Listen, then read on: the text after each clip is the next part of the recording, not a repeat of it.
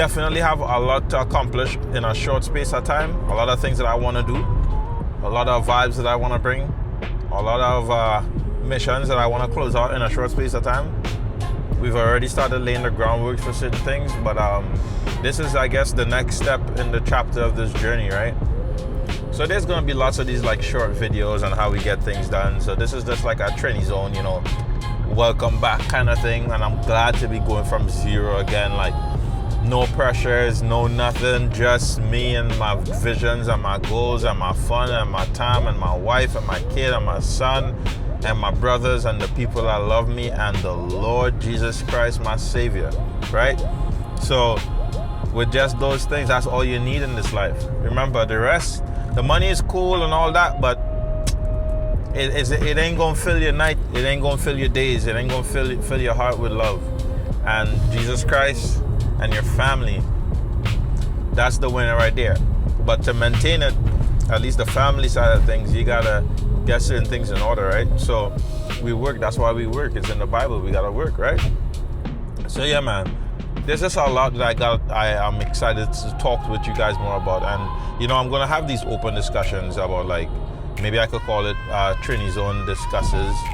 But one pressing topic that I think is pretty cool to discuss right now is, bro, Bitcoin, right? Like, I know a lot of people are getting into Bitcoin in my following right now who are new to crypto. Like, you're new into the Bitcoin thing and you're just trying to get caught up. And to be honest with you, it can feel like a whirlwind, right? Like, it can feel like a crazy storm when you're trying to get initially into this ecosystem. Because first of all, you gotta put money on the line. At least that's what you think.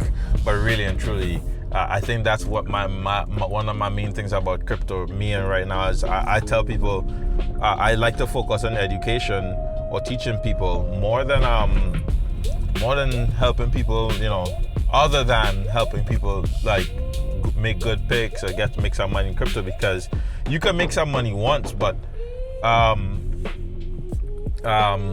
you could lose that money, and then what? Then you don't know how to like live, right? You know, if you teach a man how to fish, instead of just giving him the fish, right, he will be able to feed himself, sustain his family, sustain the future of his family.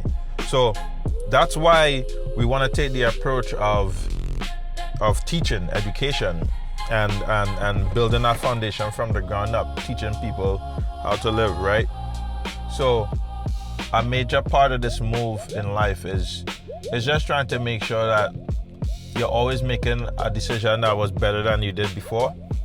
So yeah, anyway, so I'm just about to head into a store here real quick, and then we're about to have a little discussion about what I think about Bitcoin, where I think, like, what's up with that, what's the state with that, what's good with it, right?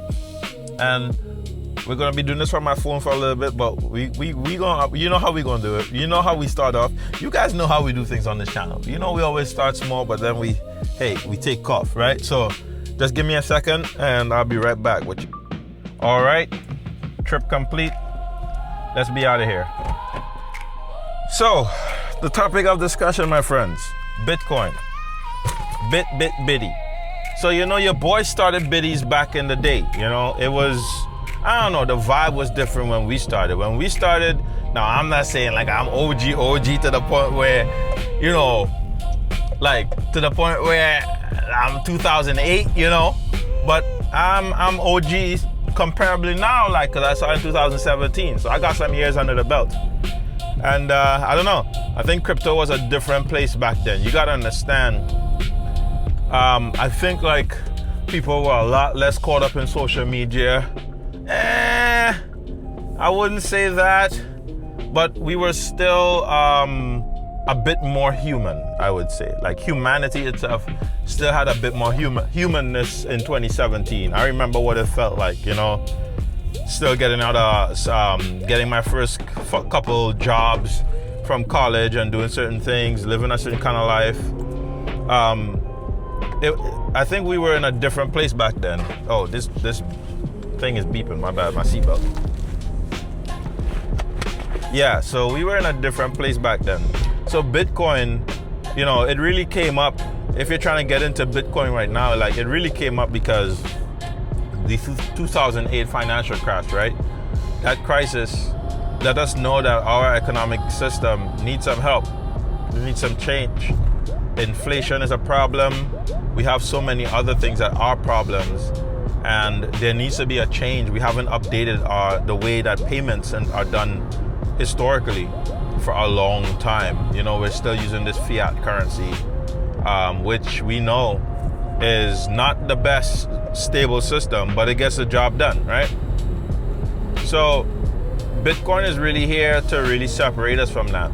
But really and truly, what we've seen is, of course, Bitcoin continues to rise in price over the years since 2017. In fact, since its early days. I mean, there was a guy who sold so many Bitcoins for a pizza because he thought, you know, I mean, Bitcoin meant nothing back then.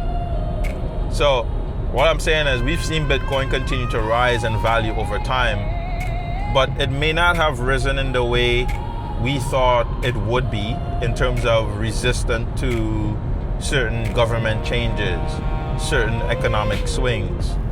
Like, for example, we just saw like Bitcoin is struggling when it comes to things like the global war. You would think that Bitcoin is what is skyrocketing during this war because we saw that when the Strait of Hormuz was closed, right? We saw that Iran wanted to transact in cryptocurrency. So they are using cryptocurrency and the Chinese yuan to devalue the US dollar. So now you can see that crypto is actually being used as a international militaristic power, strength, or strategic move. You understand what I'm saying? So what I'm saying is crypto is showing that nations that are weaker, like nations like Iran, nations that are impoverished, right? They can use cryptocurrencies because of its instant settlements, its instant transmissions. They can use cryptocurrency to almost immediately enact a new world through the Strait of Hormuz, something that was completely open for the whole world. Now they can use crypto and have policies, legislations put in place that immediately from tomorrow you start making payments and follow their laws, right? So we see that that can only be done in a system like crypto, because if that was to take place in, let's say, traditional banking structures and whatever, these things take time to set up. These things take supply chains, if not supply chains for like food and fertilizer, digital supply chains, you know. People need, banks need to be set up for these things. Organizations need to be set up in a traditional perspective to get these things working. But now with crypto, it's almost instant settlement. You want payments in USD? Sure. USDC? Sure. You want it in Bitcoin? Sure. You want it in Ethereum? Sure. You want it in OriginTrail? Sure. Right? So what Bitcoin showed is it is here to stay. It is a leverage when the weak man is getting bullied by the bigger man. Right? It's already showing its head on how it can be used in this way. So though I feel directly that the crypto culture has changed from like some of the big names that we used to be hanging out with, that, you know, I used to hang out with Chico Crypto and all these different guys. While I feel like that culture has definitely died, and it's definitely more, what's the word, industrial now. Crypto feels a bit more, I guess, you know what it is? I don't feel like it's more commercialized. It's just that the main voices that used to be around to push a certain sort of, you know, level of conversation and humor and joy, I think what happened is all of those players kind of like just got like either burnt out or just beat up by the space, such that they just kind of like gave up, right? And that's fair. I mean, crypto is not all that. But I was just showing that I was just here. I'm just stating, you know, it's an interesting position for crypto to be in right now. Just very interesting. So What does that mean? Does that mean that crypto is obviously going to stay around and be this big? Bitcoin is going to go to $500 $1 million? Potentially. I still think that Bitcoin has a lot of value to show. But I also think that Bitcoin could see a lot of negative hard times in the future, primarily linked to the Trump presidency, because he transacted in crypto for some of his, I guess, shady dealings. If people start looking into that and whatever, there could be a time where crypto sees a lot of negative light and a lot of negative sunshine headlines. But that doesn't change the role of it, because even though Trump did whatever he did that may have been shady, or other people did whatever, right?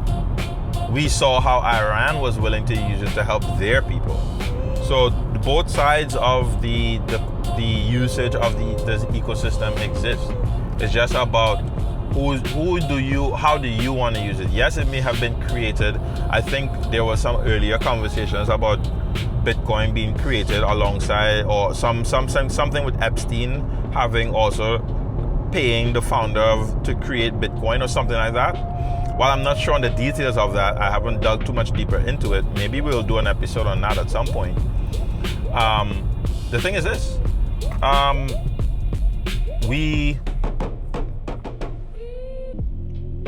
Bitcoin, even if it was created by an evil person, we do see the opportunity to do so much good with it, right? So the question really is, will they and will we? Will we as humans actually take crypto and do something we're supposed to be good with it? Will we take AI even and do something that's supposed to be good with it? Now, I talk about crypto now, but the conversation, I will also switch to AI at some point as well. But this was just a short follow-up video to talk about the state of Bitcoin and culture. And for those that are coming in, you can just get some early insight into what it was like to be here earlier, what it feels like to be here now, what it means to be here now, and is there more to come? Man, I think there's so much more to come. I think that we're seeing, this is what crypto was built for, right? Like all of this economic instability, the issues that we're seeing in inflation and people losing buying power due to inflation, all this stuff. This is what crypto was built for. So while I think crypto and Bitcoin may be seeing some short-term pains, I think that there is a massive horizon waiting for everybody or anyone who can understand the technology, build in the space, get acquainted. And then when you merge those knowledges with AI, well, my friends, all bets are off. So maybe we save that for the next video. But yeah, so just want to let you guys know some stuff in the pipeline. We're gonna get this rolling, and you know how we do it. Peace and love, guys. Blessings.